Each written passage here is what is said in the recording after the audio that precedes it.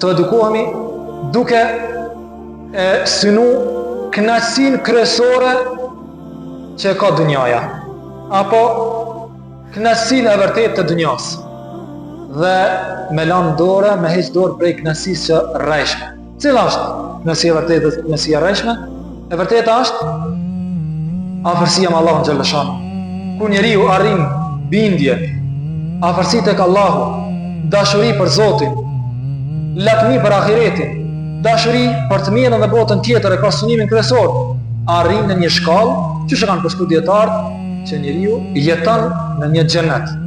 E madje një dietar që thotë nuk ka mundësi njeriu me hina xhenetin e ahiretit pa arrit xhenetin e kësaj dhunjaje, që është afërsia me Zotin, dashuria për Allahun xhalla shanu, që njeriu ta ketë synimin kryesor Allahun madhërisht.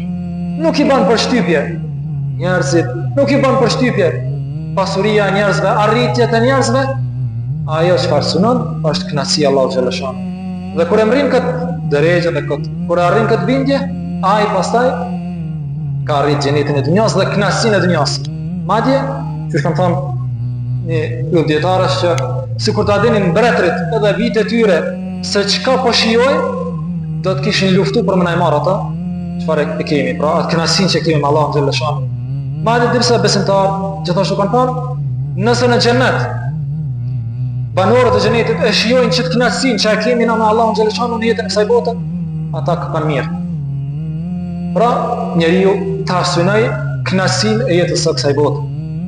Sepse nëse nuk e synon kënaqësinë e jetës së kësaj bote, që është e vërtetë, pra dashuria, afërsia me Allahun xhalla shanu, në të kundërtën do të jetë gjithmonë i lodhur, do të jetë i dënuar në dunja para se me dalë në ahiret.